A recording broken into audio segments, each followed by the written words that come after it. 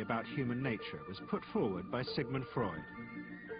He had discovered, he said, primitive sexual and aggressive forces hidden deep inside the minds of all human beings.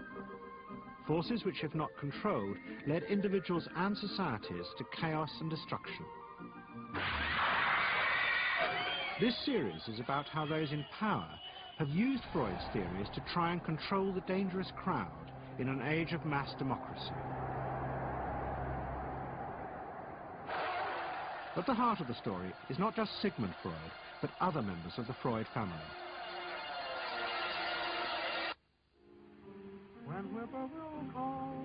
This episode is about Freud's American nephew, Edward Bernays. Bernays is almost completely unknown today, but his influence on the 20th century was nearly as great as his uncle's. Because Bernays was the first person to take Freud's ideas about human beings and use them to manipulate the masses.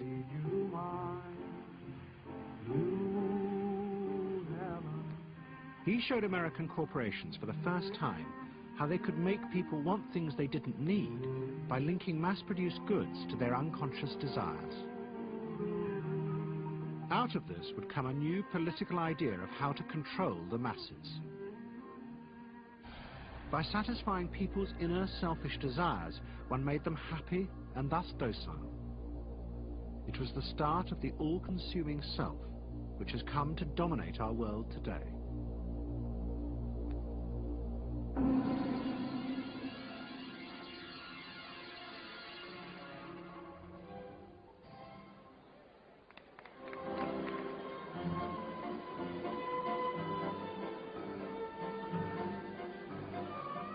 Freud's ideas about how the human mind works have now become an accepted part of society, as have psychoanalysts. Every year, the psychotherapist's ball is held in a grand palace in Vienna. This is the psychotherapy ball. Psychotherapists come, some advanced patients come, or former patients come, and many other people, friends, but also people from the Viennese society who like to go to a nice, elegant, comfortable ball. But it was not always so. 100 years ago, Freud's ideas were hated by Viennese society. At that time, Vienna was the center of a vast empire ruling Central Europe. And to the powerful nobility of the Habsburg court, Freud's ideas were not only embarrassing, but the very idea of examining and analyzing one's inner feelings was a threat to their absolute control. You see, at that time, these people had the power. And of course, you just were not allowed to show your bloody feelings. I mean, you just couldn't. You know, I mean, you couldn't, if you were unhappy. Can you imagine, you, for instance, you sit somewhere in the country in a castle, you are deeply unhappy, you are a woman. You couldn't go to your maid and cry on her shoulders, or you couldn't go into the village and complain, you know, about your feelings. I mean, you couldn't, it was like selling yourself to somebody. You just couldn't, you know, because they had to respect you. Now, of course, Freud, you see, put that thought very much into question, because you see, to examine yourself, you would have to put a lot of other things into question. Your society, everything what surrounds you. And that wasn't a good thing at that time. Why not? Because your self-created empire, to a certain extent, would have fallen into bits much earlier already. But what frightened the rulers of the empire even more was Freud's idea that hidden inside all human beings were dangerous instinctual drives. Freud had devised a method he called psychoanalysis. By analyzing dreams and free association, he had unearthed, he said, powerful sexual and aggressive forces which were the remnants of our animal past. Feelings we repressed because they were too dangerous. Freud devised a method for exploring a hidden part of the mind, which we nowadays call the unconscious, which is a part that is totally unknown to our consciousness, that there exists a barrier in all our minds which prevents these hidden and unwelcome impulses of the unconscious from emerging. Good night.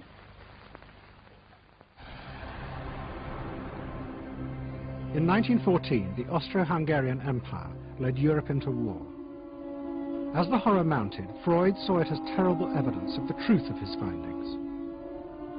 The saddest thing, he wrote, is that this is exactly the way we should have expected people to behave, from our knowledge of psychoanalysis. Governments had unleashed the primitive forces in human beings, and no one seemed to know how to stop them.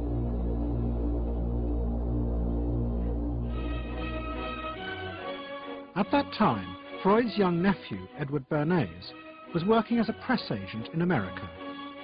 His main client was the world-famous opera singer Caruso, who was touring the United States.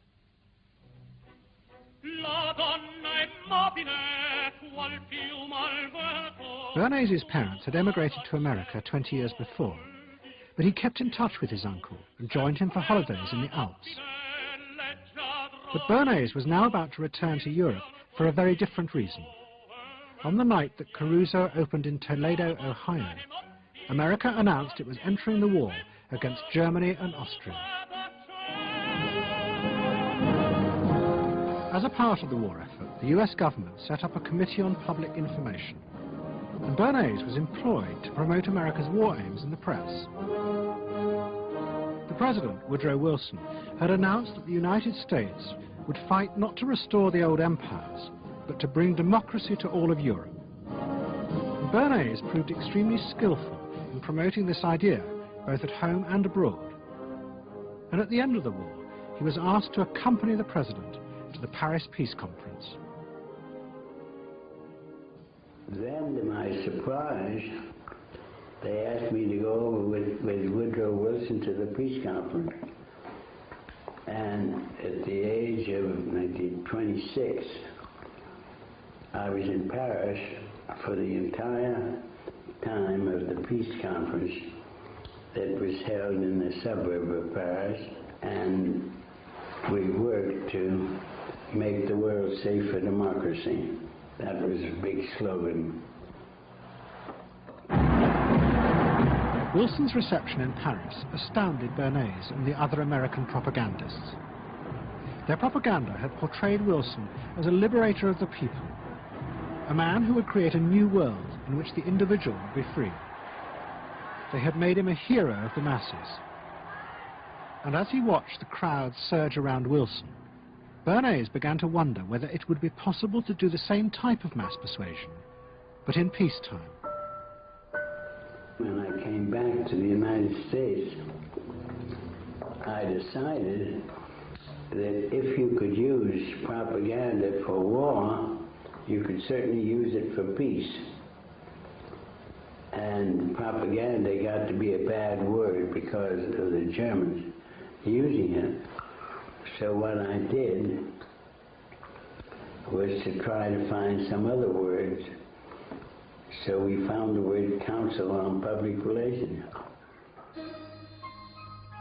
Bernays returned to New York and set up as a public relations counsel in a small office off Broadway. It was the first time the term had ever been used.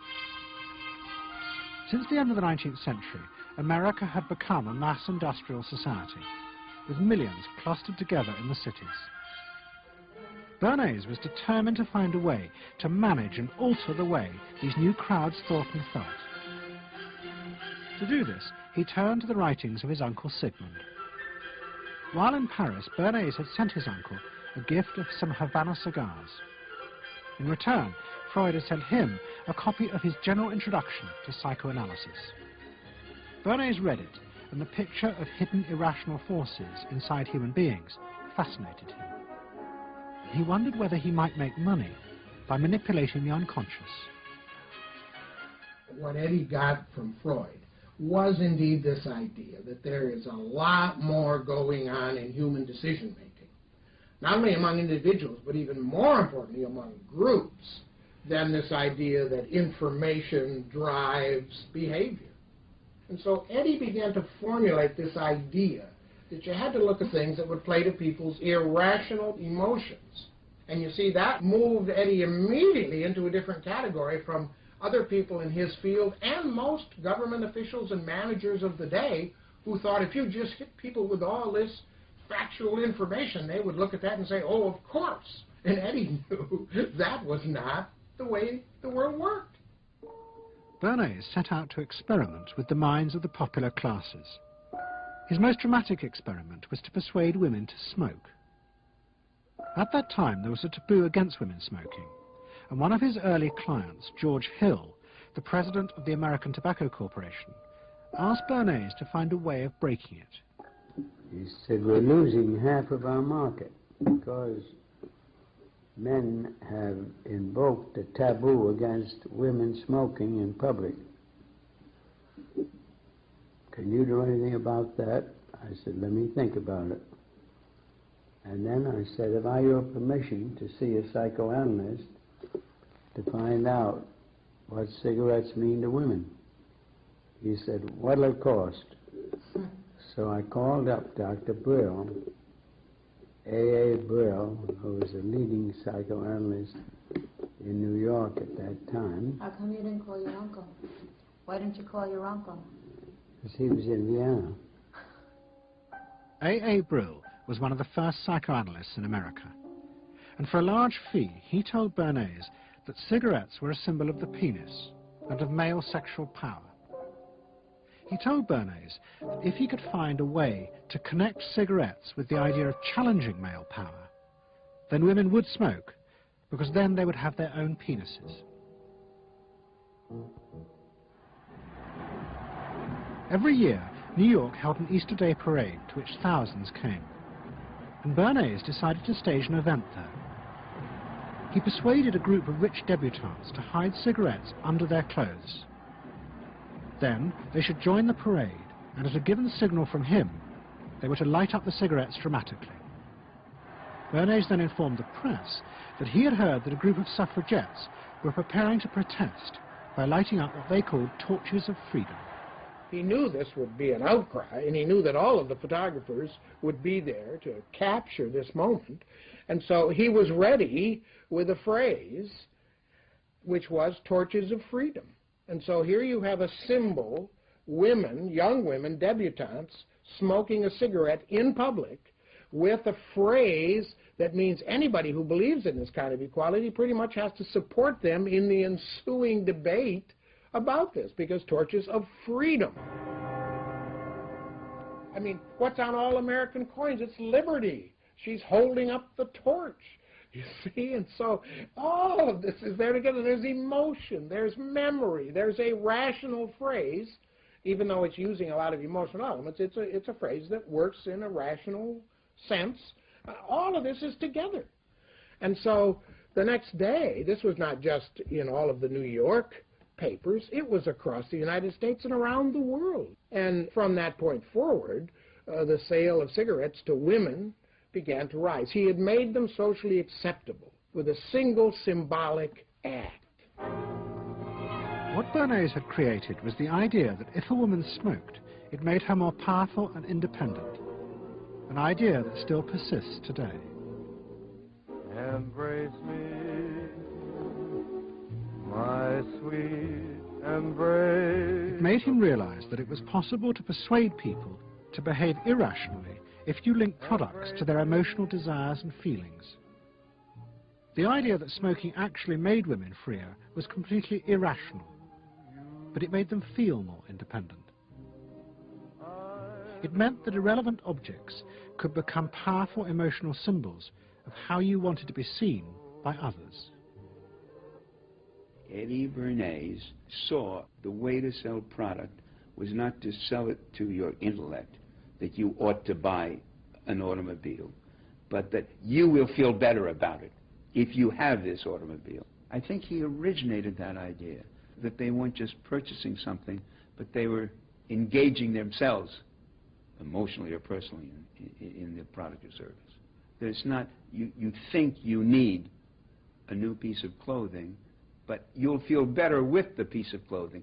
That was his contribution in a very real sense. We see it all over the place today, but I think he originated the idea of the emotional connect to a product or service. What Bernays was doing fascinated America's corporations. They had come out of the war rich and powerful, but they had a growing worry. The system of mass production had flourished during the war, and now millions of goods were pouring off production lines. What they were frightened of was the danger of overproduction, that there would come a point when people had enough goods and would simply stop buying. Up until that point, the majority of products were still sold to the masses on the basis of need. While the rich had long been used to luxury goods, for the millions of working-class Americans, most products were still advertised as necessities. Goods like shoes, stockings, even cars were promoted in functional terms for their durability. The aim of the advertisements was simply to show people the product's practical virtues, nothing more.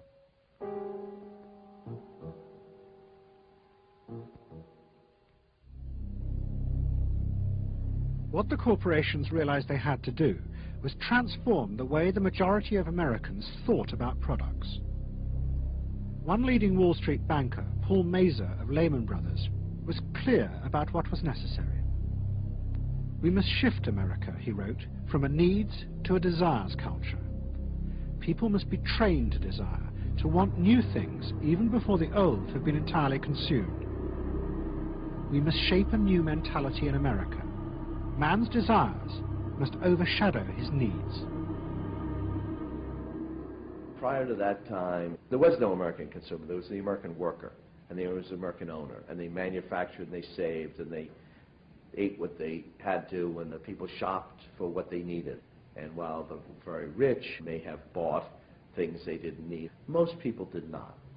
And Mazur envisioned a break with that, where you would have things that you didn't actually need, but you wanted, as opposed to needed.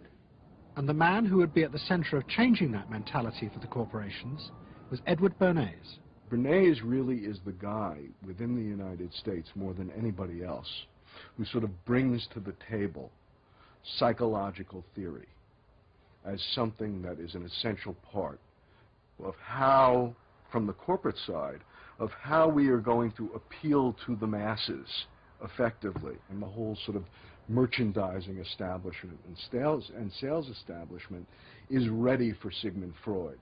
I mean, they are ready for understanding what motivates the human mind. And so that there's this real openness to Bernays' techniques being used to sell products to the masses. Beginning in the early 20s, the New York banks funded the creation of chains of department stores across America. They were to be the outlets for the mass-produced goods, and Bernays' job was to produce the new type of customer. Bernays began to create many of the techniques of mass consumer persuasion that we now live with. He was employed by William Randolph Hearst to promote his new women's magazines, and Bernays glamorized them by placing articles and advertisements that linked products made by others of his clients to famous film stars like Clara Bow, who was also his client. Bernays also began the practice of product placement in the movies, and he dressed the stars at the film's premieres with clothes and jewelry from other firms he represented. He was, he claimed, the first person to tell car companies they could sell cars as symbols of male sexuality. He employed psychologists to issue reports that said products were good for you, and then pretended they were independent studies. He organized fashion shows in the department stores and paid celebrities to repeat the new and essential message: you bought things not just for need, but to express your inner sense of yourself to others. There's a psychology of dress. Have you ever thought about it? How it can express your character? You all have interesting characters, but some of them are all hidden. I wonder why you all want to dress always the same, with the same hats and the same coats. I'm sure all of you are interesting and have wonderful things about you, but looking at you in the street, you all look so much the same. And that's why I'm talking to you about the psychology of dress. Try and express yourselves better in your dress. Bring out certain things that you think are hidden. I wonder if you've thought of this angle of your personality. I'd like to ask you some questions. Why do you like short skirts? Oh, because there's more to see. More to see, eh? What good does that do you? It makes you more attractive. No? In 1927, an American journalist wrote, "A change has come over our democracy. It is called consumptionism. The American citizen's first importance to his country is now no longer that of citizen, but that of consumer." The growing wave of consumerism helped in turn to create a stock market boom. And yet again, Edward Bernays became involved, promoting the novel idea that ordinary people should buy shares, borrowing money from banks he also represented. And yet again, millions followed his advice. He was uniquely knowledgeable about how people in large numbers are going to react to products and ideas and so on. But in political terms, if he were to go out, so I can't imagine that he could get 3 people to stand and listen. Wasn't particularly articulate, was a kind of funny looking, and didn't have any sense of reaching out for people one-on-one. None at all. He didn't think about people in groups of one, thought about people in groups of thousands. So I will have nothing to do with it. Hello? Bernays soon became famous as the man who understood the mind of the crowd. And in 1924, the president contacted him. President Coolidge was a quiet, taciturn man and had become a national joke. The press portrayed him as a dull, humorless figure. Bernays' solution was to do exactly the same as he had done with products. He persuaded 34 famous film stars to visit the White House.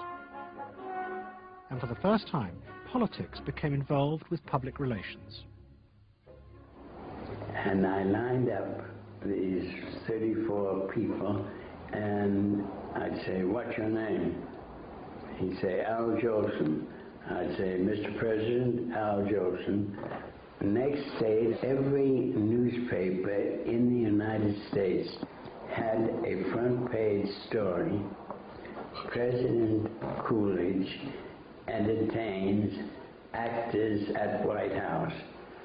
And the Times had a headline which said, "President nearly laughed." And everybody was happy. But while Bernays became rich and powerful in America, in Vienna his uncle was facing disaster. Like much of Europe, Vienna was suffering an economic crisis and massive inflation, which wiped out all of Freud's savings. Facing bankruptcy, he wrote to his nephew for help.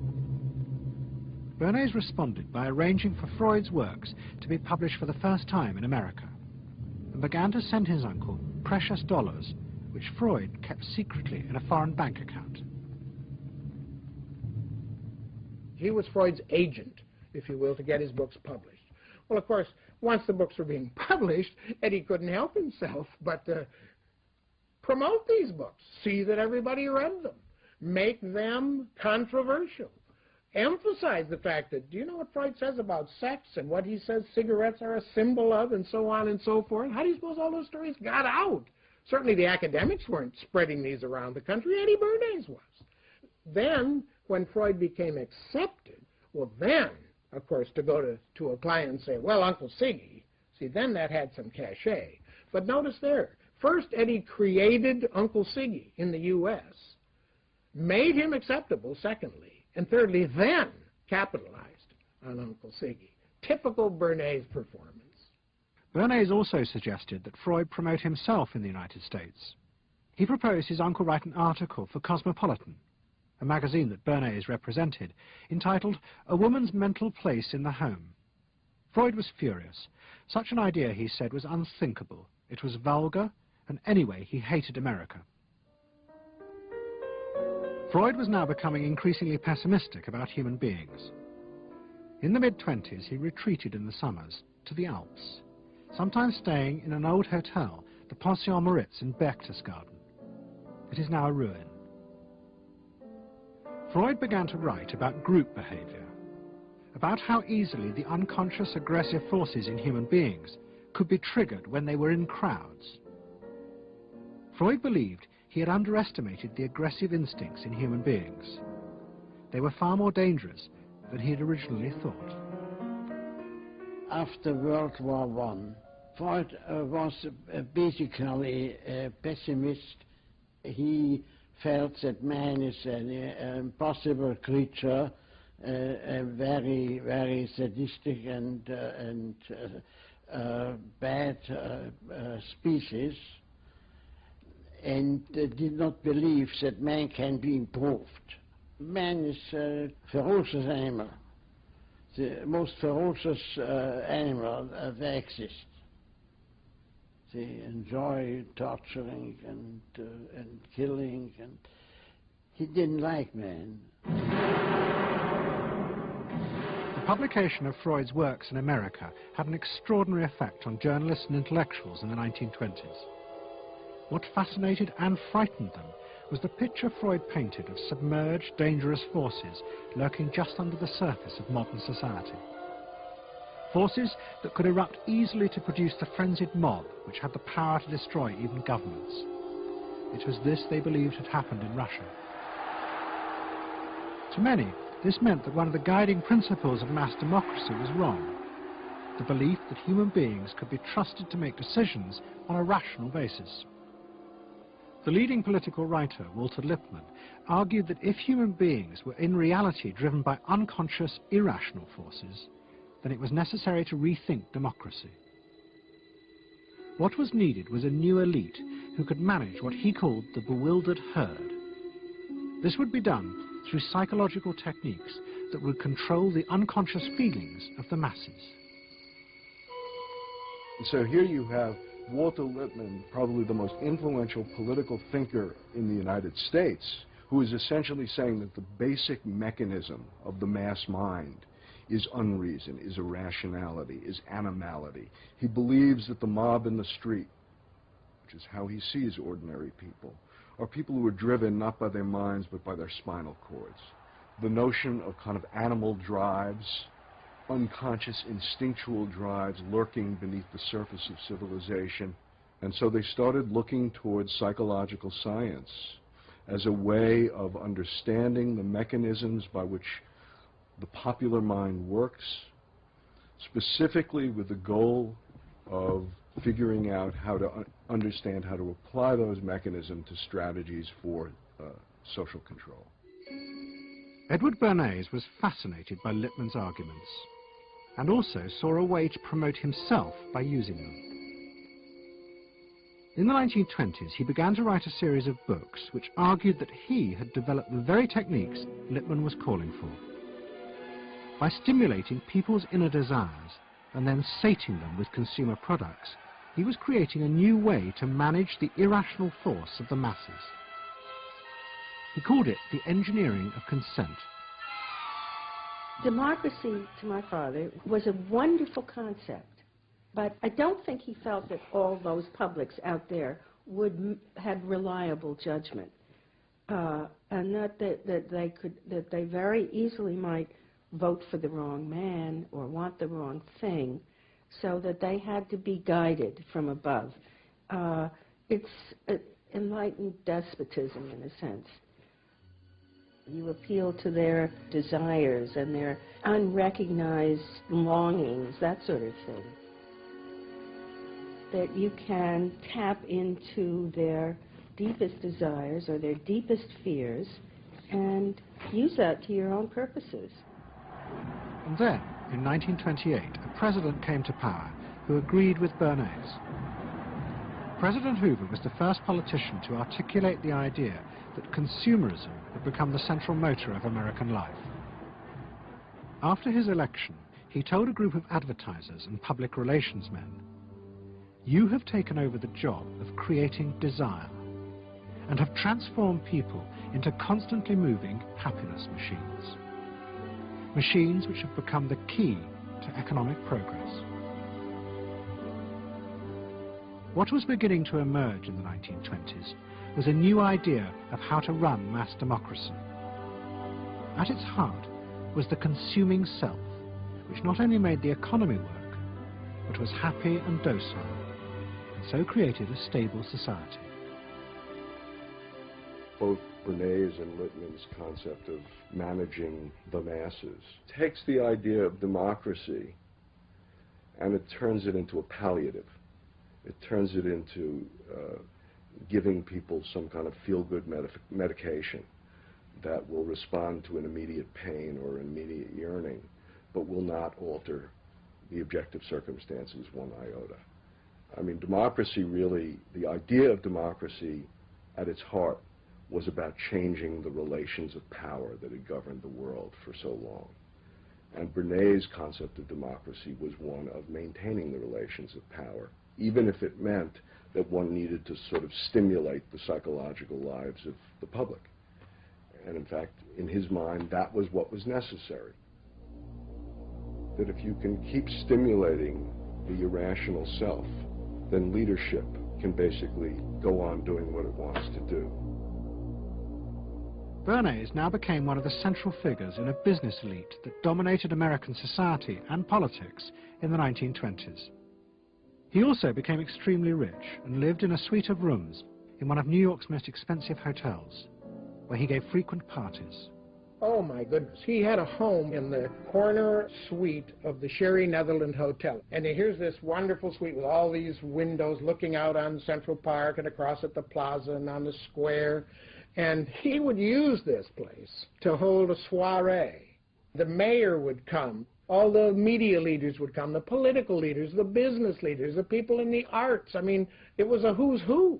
People wanted to know Eddie Bernays because, you know, he himself became a sort of a famous man, a sort of a magician who could make these things happen. He knows everybody. He knows the mayor and he knows the senator, and he calls politicians on the telephone, as if he did get literally a high or a bang out of doing what he did. And that's fine, but it can be a little hard on the people around you, especially when you make other people feel stupid.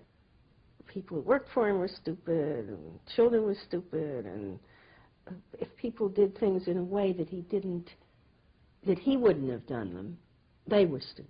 It was a word that he used over and over and over, dope and stupid. And the masses? They were stupid.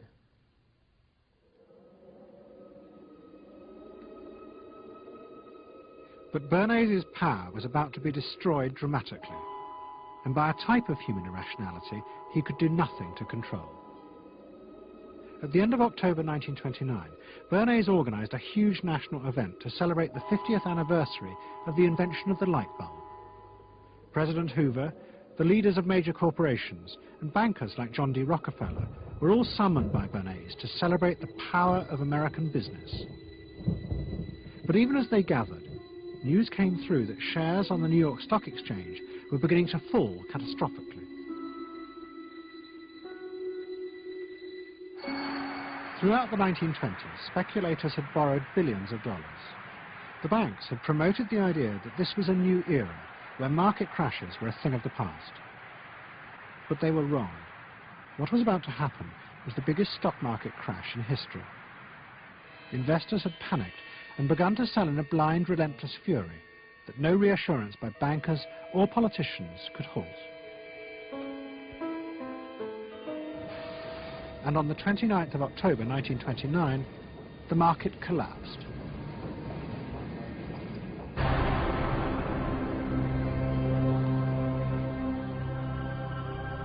The effect of the crash on the American economy was disastrous. Faced with recession and unemployment, millions of American workers stopped buying goods they didn't need. The consumer boom that Bernays had done so much to engineer disappeared, and he and the profession of public relations fell from favor. Bernays' brief moment of power seemed to be over.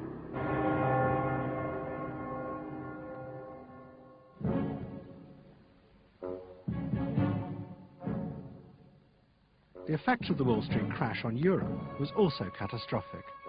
It intensified the growing economic and political crisis in the new democracies. In both Germany and Austria, there were violent street battles between the armed wings of different political parties.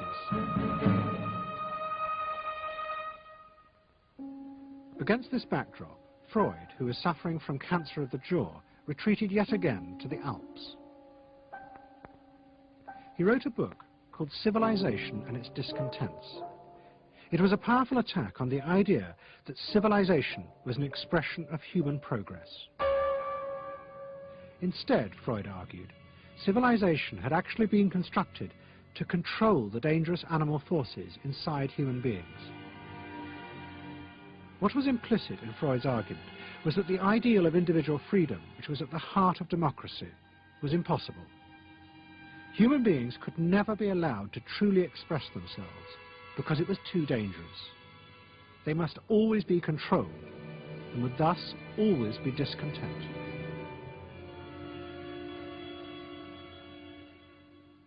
Man doesn't want to be civilized, and he is, civilization brings discontent, but it is necessary to survival.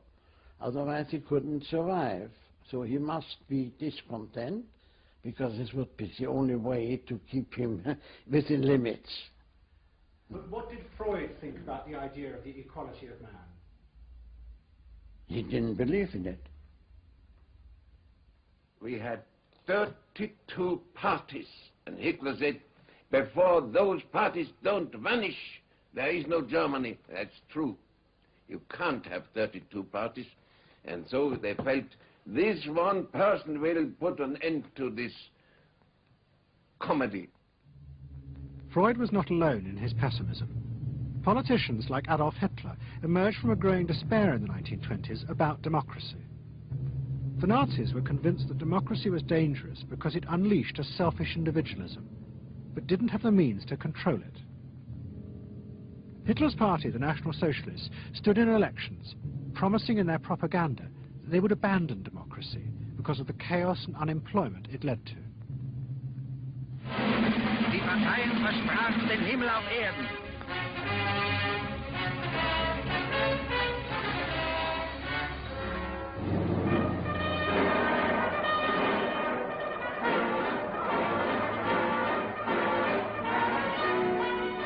In March 1933, the National Socialists were elected to power in Germany, and they set out to create a society that would control human beings in a different way. One of their first acts was to take control of business. The planning of production would in future be done by the state. The free market was too unstable, as the crash in America had proved. Workers' leisure time was also planned by the state through a new organization called Strength Through Joy. One of its mottos was service, not self.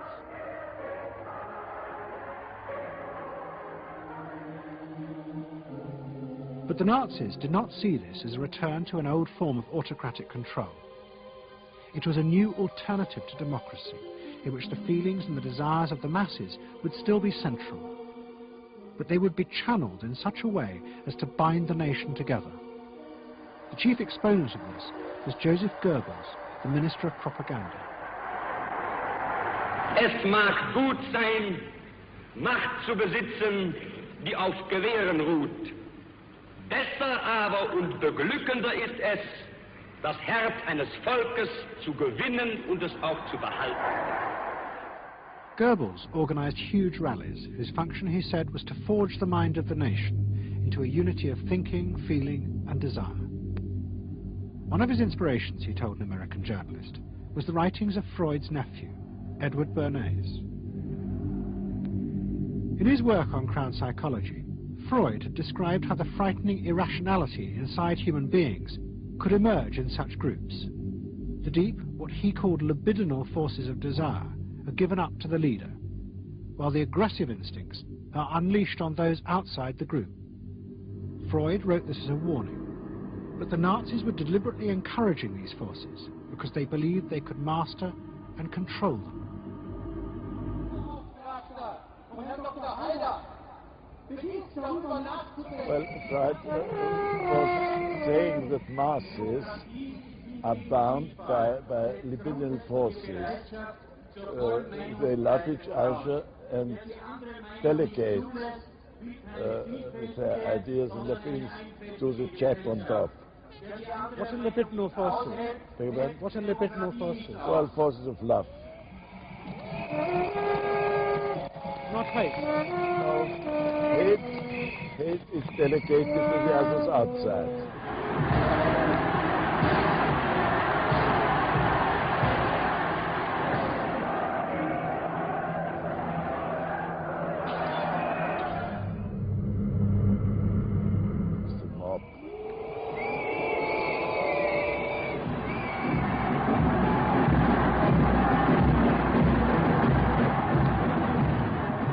I could see from afar, looking up Wilhelmstraße towards Unter den Linden, how those 100,000 of people, when they passed Hitler, they just became completely delirious. They began to shout these cries I will never get out of my ears. Heil, Sieg, Heil. They demented. And here I got confirmation how those irrational forces, uncontrollable forces in Germany, in the Germans, had erupted, had broken out, were running riot, were departing, marching on.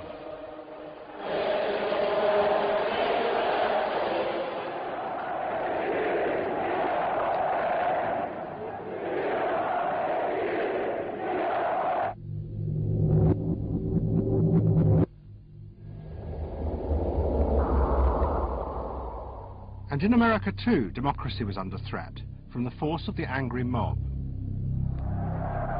The effect of the stock market crash had been disastrous. There was growing violence as an angry population took out their frustration on the corporations who were seen to have caused this disaster. Then, in 1932, a new president was elected who was also going to use the power of the state to control the free market. But his aim was not to destroy democracy, but to strengthen it. And to do this, he was going to develop a new way of dealing with the masses. I am prepared, under my constitutional duty, to recommend the measures that a stricken nation in the midst of a stricken world may require.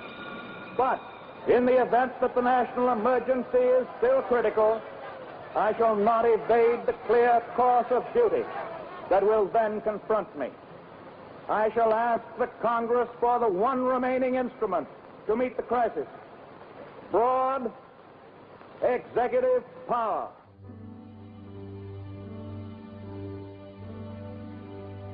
It was the start of what would become known as the New Deal. Roosevelt assembled a group of young technocrats and planners in Washington. He told them that their job was to plan and run giant new industrial projects for the good of the nation. Roosevelt was convinced that the stock market crash had shown that laissez-faire capitalism could no longer run modern industrial economies. It had become the job of government. Big business was horrified, but the New Deal attracted the admiration of the Nazis, especially Joseph Goebbels.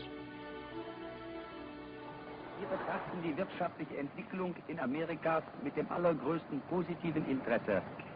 Und wir sind dort der festen Überzeugung, dass Präsident Roosevelt und seine Berater auf dem richtigen Wege sind. Es handelt sich in der Tat um das größte wirtschaftliche und soziale Problem aller Zeiten. Die vielen Millionen Arbeitslosen, die ihre Plätze an den Maschinen und in den Kontoren verloren haben, wieder an ihre alten Arbeitsstellen zurückzuführen. Das kann nicht allein der privaten Initiative überlassen werden.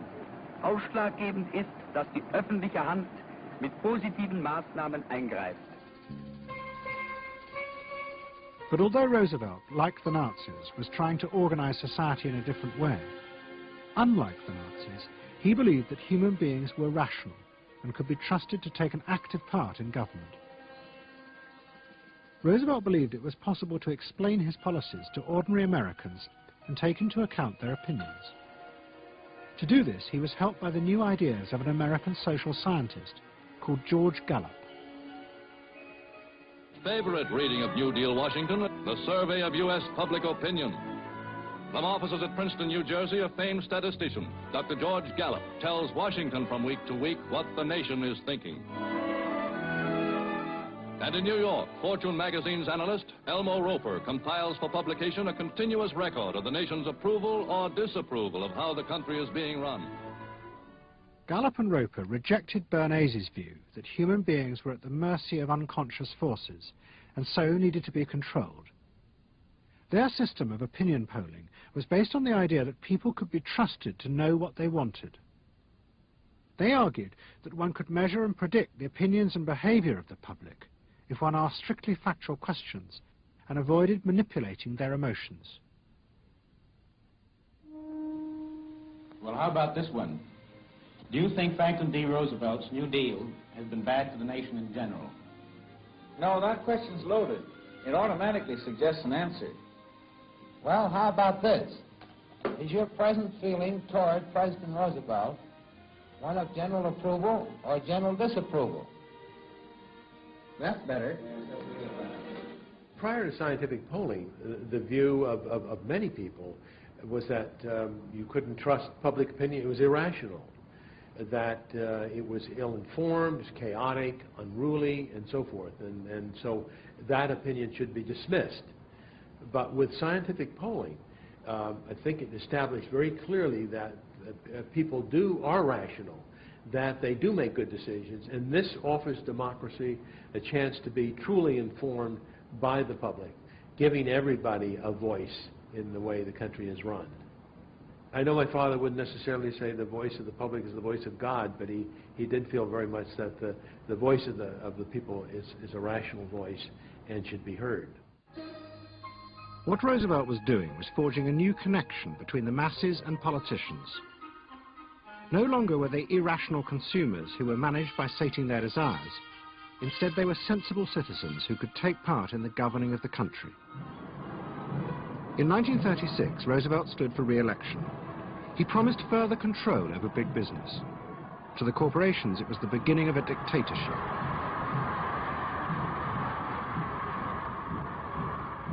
Roosevelt interferes with private enterprise and is running the country into debt for generations to come. The way to get recovery is to let business alone. But Roosevelt was triumphantly re-elected. It looks, my friend, like a real landslide this time. So please let me thank you again and tell you that I hope to see you all very soon and bid you an affectionate good night. Faced with this, business now decided to fight back, to regain power in America. At the heart of the battle would be Edward Bernays and the profession he had invented, public relations. Following that election, business people start to get together and start to carry on discussions, primarily in private, and they start talking to each other about the need to sort of carry on ideological warfare against the New Deal and to sort of reassert the sort of connectedness between the idea of democracy on the one hand and the idea of privately owned business on the other. And so, under the umbrella of an organization which still exists, which is called the National Association of Manufacturers, and whose membership included all of the major corporations of the United States, a campaign is launched explicitly designed to create emotional attachments between the public and big business. It's Bernays' techniques being used on a grand scale. I mean, totally.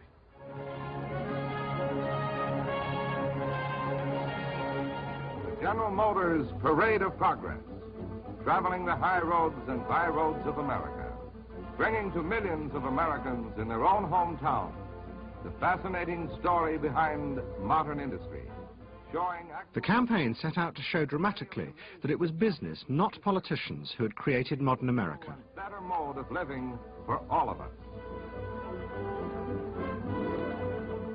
Bernays was an advisor to General Motors, but he was no longer alone. The industry he had founded now flourished as hundreds of public relations advisors organized a vast campaign. They not only used advertisements and billboards, but managed to insinuate their message into the editorial pages of the newspapers. It became a bitter fight.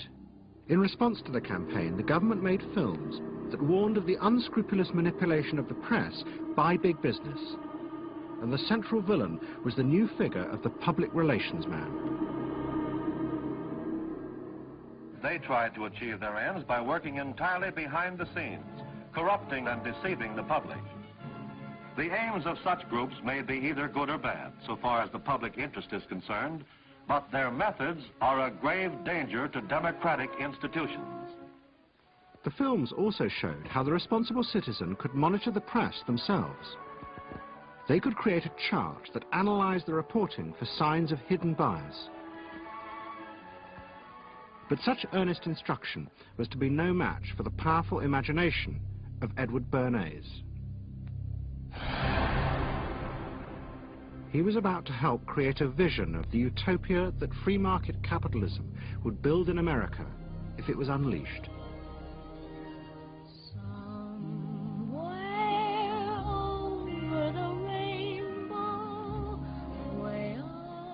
In 1939, New York hosted the World's Fair. Edward Bernays was a central advisor. He insisted that the theme be the link between democracy and American business.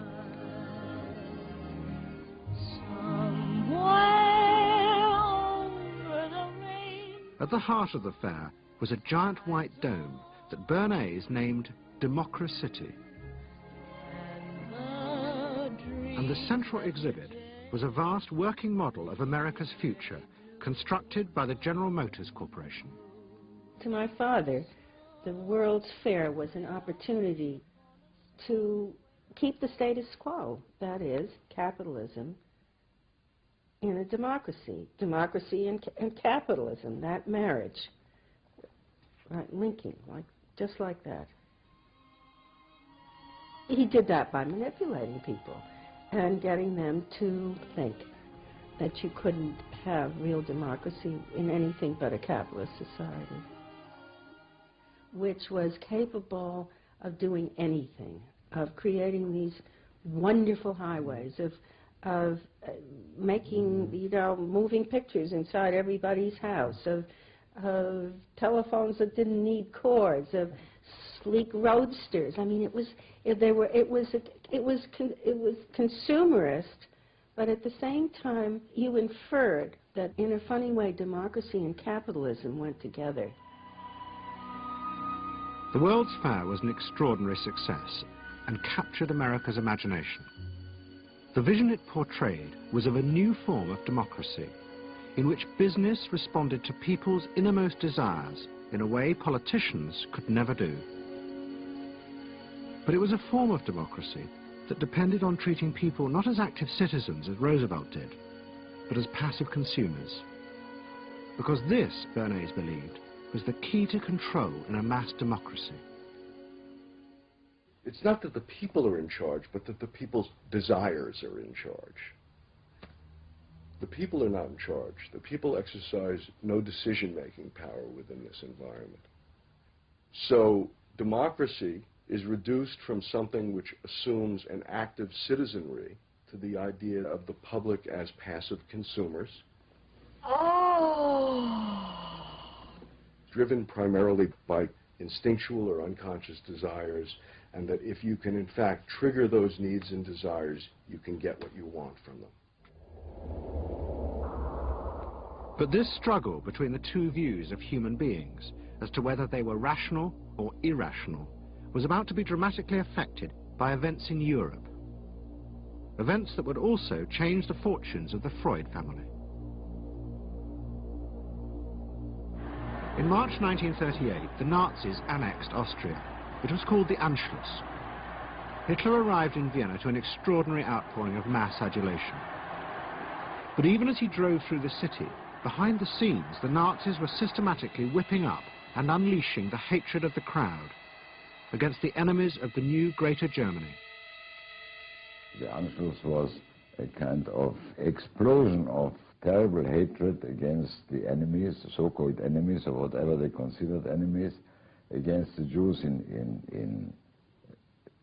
totally, and also against a lot of very distant Austrians who had opposed the Nazis in Austria. They said it's legitimate now, you can do what you want, so they did it.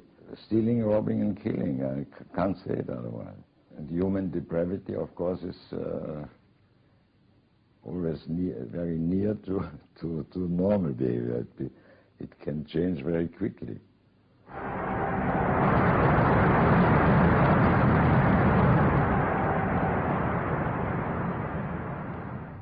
As the violence and assassinations raged in Vienna, Freud decided he had to leave.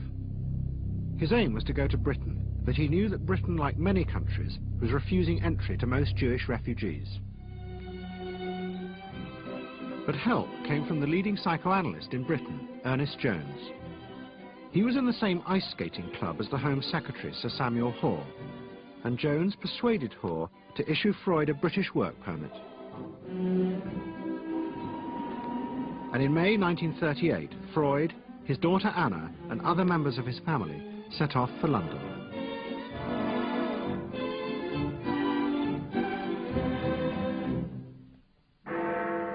Freud arrived in London as Britain was preparing for war, and he settled with his daughter Anna in a house in Hampstead. But Freud's cancer was now far advanced, and in September 1939, just 3 weeks after the outbreak of war, he died.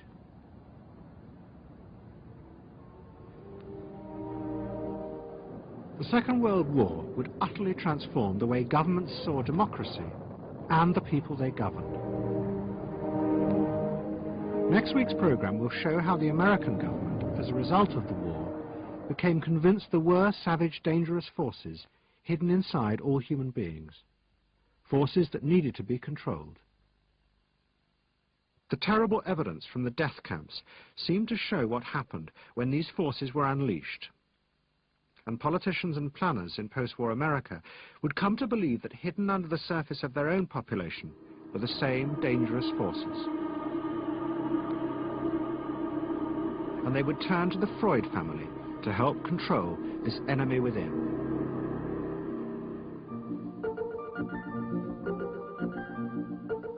And ever adaptable, Edward Bernays would work not just for the American government, but the CIA.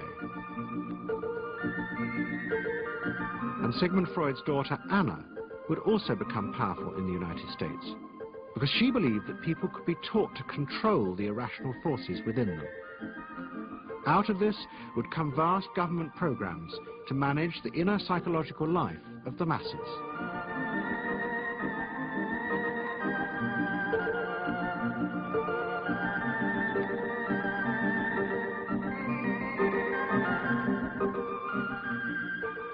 The Century of the Self continues next Sunday night on BBC Two, same time, 8 o'clock. Tonight, the final part of SAS next.